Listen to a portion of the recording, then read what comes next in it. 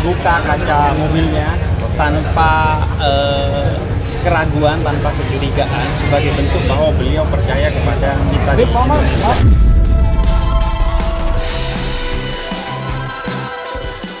Pesan yang terutama itu perlu menciptakan perdamaian. Dalam situasi apapun, perlu ada perdamaian yang ditularkan dalam bentuk sikap, dalam relasi di masyarakat atau dimanapun kita berkarya, perdamaian itu perlu diutamakan.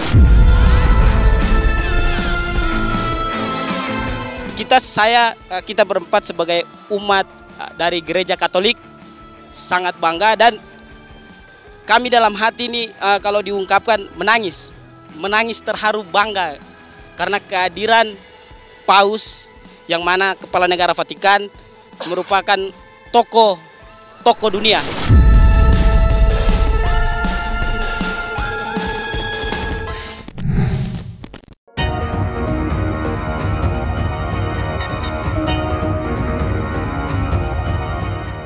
Usai 35 tahun lamanya, pemimpin tertinggi umat Katolik sekaligus Kepala Negara Vatikan akhirnya kembali menginjakkan kakinya di tanah air. Ya, sejak tanggal 3 September 2024 kemarin, Paus Fransiskus telah hadir di Indonesia dalam rangka perjalanan apostolik ke Asia Pasifik. Sontak saja kehadiran Paus Fransiskus disambut dengan sorak-sorai kegembiraan serta air mata haru para pemeluk agama Katolik di Indonesia.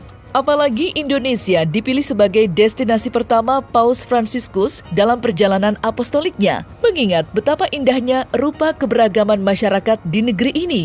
Kedatangan Paus Fransiskus pun diharapkan dapat menjadi momentum penting bagi Indonesia agar maju sebagai barometer kehidupan beragama yang rukun dan damai.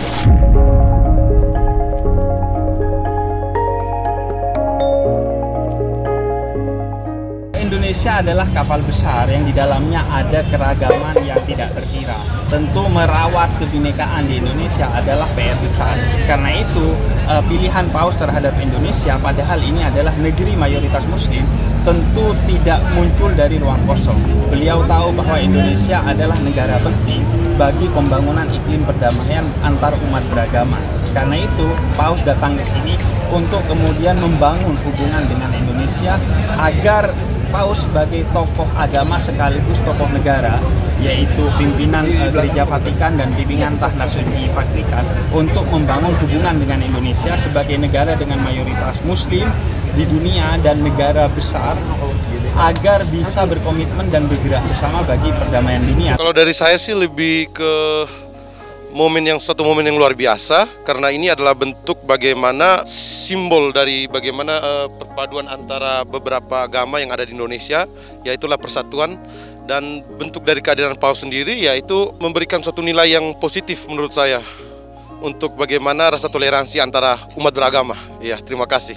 Menurut saya kehadiran Paus sendiri di Indonesia itu membawa sesuatu yang positif bagi Indonesia. Menunjukkan rasa toleransi sendiri bagi Indonesia yang beragama, 6 agama, dan Paus juga datang ke sini sekaligus menunjukkan hubungan diplomatik antara Vatikan dan Indonesia, dan itu sangat-sangat membuat dunia melihat Indonesia sebagai negara yang toleran. Berada di Indonesia hingga hari ini, kedatangan Paus Fransiskus tidak pernah berhenti menjadi bahan perbincangan. Dengan kerendahan hati serta tutur kata yang ramah dan bersahaja, Paus Fransiskus pastinya meninggalkan memori indah bagi masyarakat. Terlebih lagi, banyak kejadian unik yang benar-benar menunjukkan betapa sucinya hati Paus Fransiskus. Salah satunya adalah momen kedatangannya ke Masjid Istiqlal guna menandatangani dokumen deklarasi bersama Istiqlal, di mana pada kesempatan itu Uskup Roma itu mencium tangan Imam Besar Istiqlal, Nasruddin Umar, dan kemudian sang Imam Besar membalasnya dengan mencium kening Paus Fransiskus. Sungguh indah memang menyaksikan momen haru yang menggambarkan indahnya persatuan di dalam perbedaan. Senang sekali, bahkan undangannya saya yang minta kepada Istiqlal untuk diundang, karena saya membaca karya-karya berkenaan dengan Paus Fransiskus, saya menonton film-film dokumenter yang bercerita tentang Paus Fransiskus. Saya ingin mengenal Paus Fransiskus lebih dekat setelah saya mengenal beliau dari jauh. Bagaimana tadi Paus dalam pesannya di Istiqlal menggarisbawahi banyaknya krisis, entah itu krisis iklim, kemudian peperangan di mana-mana, krisis ekonomi, krisis sosial, konflik horizontal, itu yang digarisbawahi oleh Paus, bahwa ini harus menjadi komitmen bersama kita untuk menyelesaikan berbagai krisis ini, dan itu tidak bisa dibangun kecuali kita juga selesai dengan diri kita sendiri, yaitu kita menjadi pribadi-pribadi yang damai di tengah perbedaan apapun yang ada di antara kita, termasuk perbedaan agama antara umat Katolik dan umat Muslim di Indonesia. Ya, bukti kerendahan hati beliau gitu, terus mau menjalin komunikasi dengan lintas agama. Betul. Ya, gitu kan. Jadi kalau misalkan pemimpin agama yang angkuh kan, gue nggak mau, agama gue lebih bagus, lebih betul. baik dari semua agama di dunia. Tapi kan beliau enggak gitu ya, mau membangun dengan semua. Bahkan beliau tuh bilang loh, kita jangan memaksakan iman atau kepada orang lain ya. Jadi kita harus saling menghormati. Oh, itu bagus banget, luar biasa ya. Lihat nggak tadi yang fotonya yang tadi pagi dengan Imam Nasaruddin ya, luar biasa ya, saling mencium gitu. Aduh, imam besar juga mencium kan, mencium kepalanya kan, cium tangan, cium kepala. Buat contoh kita gitu loh ya kan. Pesan yang terutama itu perlu menciptakan perdamaian. Dalam situasi apapun perlu ada perdamaian yang ditularkan dalam bentuk sikap, dalam relasi di masyarakat atau dimanapun kita berkarya. Perdamaian itu perlu diutamakan, itu yang terutama. Semoga dengan adanya kedatangan Paus, Indonesia semakin menjaga toleransi yang tinggi umat beragama, karena agama merupakan privasi kita masing-masing yang mana harus kita jaga, dan intinya pertanggungjawabannya antara manusia dengan Tuhan. Sementara itu, momen yang menggambarkan kerendahan hati Paus Fransiskus tidak berhenti sampai di situ saja. Buktinya, ketika dirinya mengendarai mobil menuju Istiqlal, Paus Fransiskus tak henti melambaikan tangannya kepada masyarakat. Dan hebatnya lagi, Paus Fransiskus bahkan sempat memberikan berkat secara langsung kepada seorang anak kecil dan sesosok ibu hamil.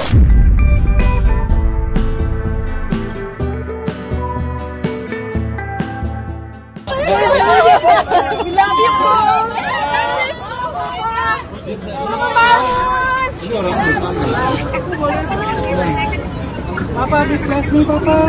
Kamu jangan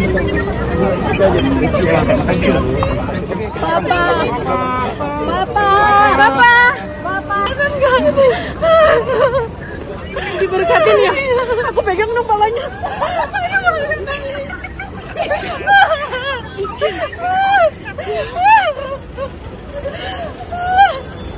Ini apa isinya? Dalamnya apa? Mami ini dalamnya apa? Aduh, Mami udah selamat ya. Iya, Bapak selamat. Aduh, makasih ya, Pak. Mami diberkati dong, Bapak Paus, please bless my child. Please bless my child. Please bless my child. Gak apa-apa. Biar, Pak, keluar, Pak.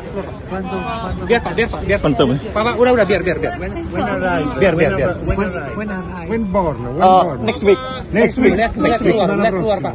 Melihat keluar. Menghadap keluar. Thank you, Pop.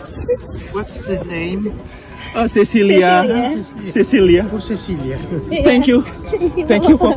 Thank you. Amin. Thank you. Amin. Thank you. Terima kasih. Thank you.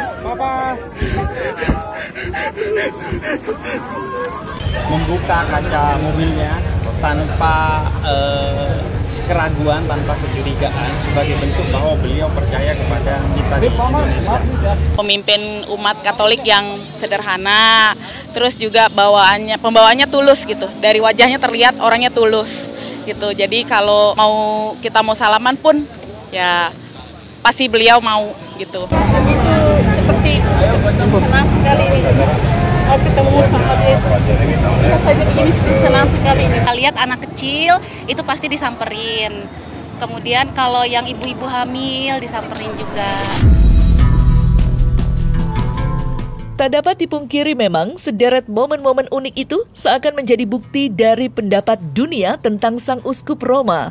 Pasalnya, selama ini Paus Fransiskus selalu dikenal sebagai seorang sosok penting yang sederhana dan memiliki hati mulia. Mulai dari hal-hal kecil, seperti mengenakan jam tangan yang digadang-gadang seharga Rp100.000 hingga sepatu yang ia kenakan.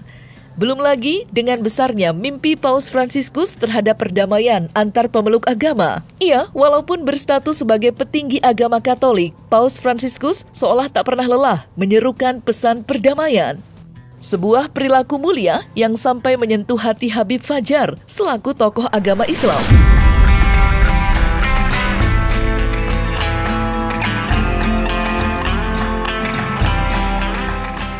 Selama ini kita sudah mendengar pesan-pesan perdamaian itu, dan ini adalah saatnya kita merasakan kesan perdamaian itu dari sosok terpenting dalam agama Katolik. Jadi pesan itu kemudian bersambung dengan sosok Paus yang hadir dengan penuh senyuman, dengan salaman kepada siapa saja yang dilewatinya, sehingga pesan perdamaian dari agama Katolik itu terkonfirmasi berupa kesan perdamaian yang diberikan oleh Paus Fransiskus dari dekat ketika hadir di Indonesia. Selama ini kita dengar dari jauh, dan saya merasakan keselarasan itu. Saya memiliki imajinasi Paus Fransiskus sebagai sosok yang humanis, dan itu terasa dari dekat ketika saya bertemu dengan beliau. Sebagai teladan lah ya. Teladan ya, papa seluruh dunia, bukan kalau papa dari anak-anak kita kan itu biasa gitu ya, ini seorang papa. Ini papa di dunia, jadi dia dianggap sebagai bapak rohani sedunia dan orang suci. Meskipun kita nggak tahu suci apa enggak ya, nah ya paling mulia dan suci itu pasti itu. Kita berempat sebagai umat dari Gereja Katolik sangat bangga, dan kami dalam hati ini kalau diungkapkan menangis terharu bangga. Karena kehadiran Paus yang mana Kepala Negara Vatikan merupakan tokoh dunia yang mana bisa hadir di negara kita tercinta ini, NKRI. Mungkin itu dari saya. Tempat tinggalnya, tentang mobilnya, kemudian tentang pesawat yang dinaikin beliau ke sini. Tapi dan jam tangannya yang harganya berapa? 124.000. Padahal saya pakai Apple Watch loh. Paus pakai dengan kesadaran. Tentu ini pukulan dan kritik keras kepada, saya gak mau mengatakan pemimpin, karena saya sebagai anak muda ingin introspeksi diri bahwa begitu banyaknya anak muda yang hidup dalam hedonisme dan mempertontonkan hedonisme itu di media sosial. Tentu ini kritik dari seorang Paus melalui pesan kesederhanaan. Dalam kunjungannya ke Indonesia, Paus Fransiskus pun menggelar pula sebuah misa akbar yang diselenggarakan di Stadion Utama Gelora Bung Karno. Sontak saja, puluhan ribu pemeluk agama Katolik pun berlomba-lomba untuk hadir langsung dalam acara suci nan bersejarah itu. Mulai dari warga luar kota hingga nama-nama besar dari panggung hiburan tanah air, semuanya melebur menjadi satu dalam hikmatnya khotbah indah Paus Fransiskus yang lagi-lagi menegaskan soal pentingnya menjaga perdamaian. Lantas, seperti apa antusiasme para selebriti di acara misa akbar Paus Fransiskus, serta bagaimanakah pula jalannya acara bersejarah itu?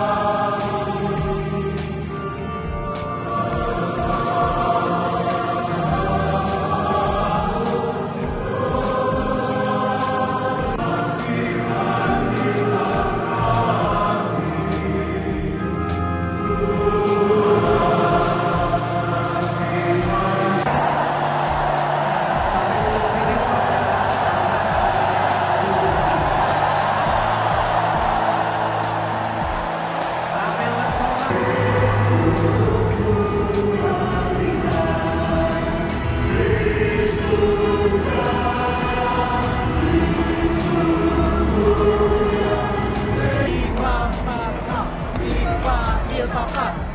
Papa Francisco, Viva Papa Francisco, Viva.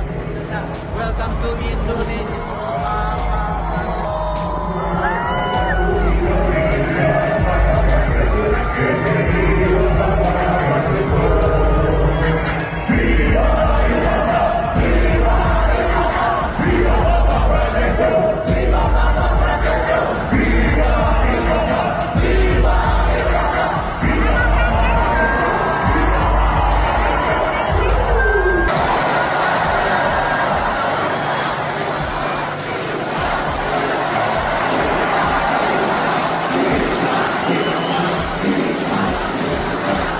Ini sesuatu yang fenomenal, yang langka. Biasanya kita cari di Vatikan, belum tentu pausnya yang mimpin misa kan. Ini mimpin misa di GBK di Indonesia. Beliau datang dengan sukarela dan juga dengan iman yang wow. Makanya kita happy banget, happy. Merinding. Jadi seumur hidup sekali ya. Banget. Saya senang sekali karena jarang juga beliau datang ke Indonesia. Saya juga jauh-jauh dari Flores. Bisa ketemu itu satu kebanggaan dan keberuntungan dalam hidup saya.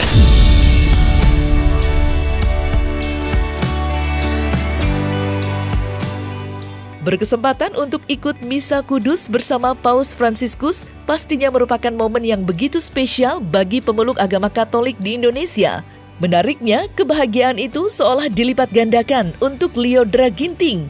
Bagaimana tidak, selain mendapatkan berkat secara langsung, penyanyi berusia 21 tahun itu berkesempatan pula untuk tampil membawakan 3 buah lagu di hadapan Paus Fransiskus dan puluhan ribu umat lainnya. Lantas, seperti apa ungkapan kebahagiaan Lyodra? Hari ini manggungnya benar-benar luar biasa. Aku sampai nggak bisa berkata-kata. Ini manggung ter-memorable sepanjang hidupku, sepanjang karirku.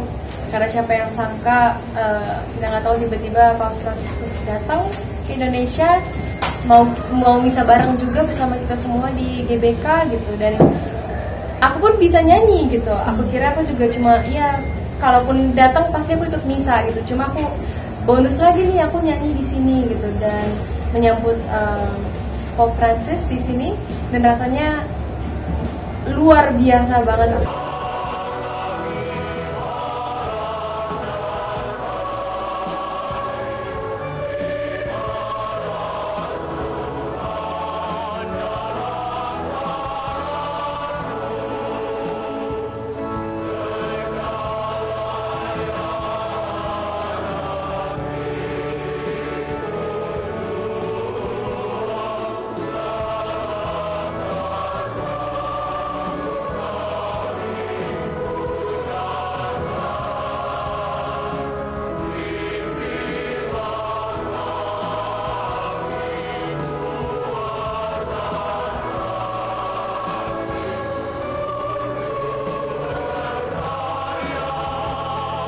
Lagu apa aja tadi kita nyanyiin sebelum misa ya, kita ada aku sama Romo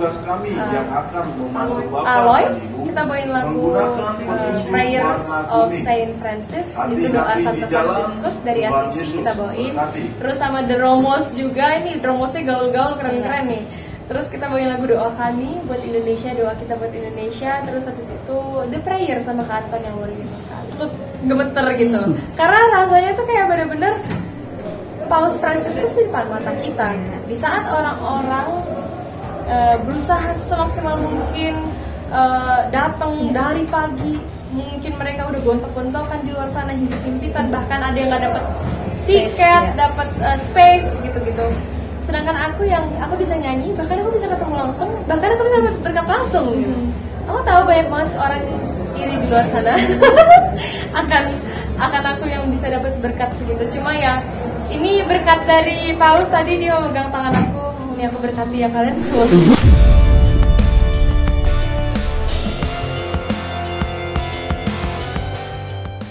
Nah, selesai sudah Cumi Lovers. Saksikan terus Cumi Camp In Depth, kabar lengkap, mendalam, dan akurat dari narasumber terpercaya. Dan jangan lupa untuk like, subscribe, dan juga share channel YouTube Cumi Cumi.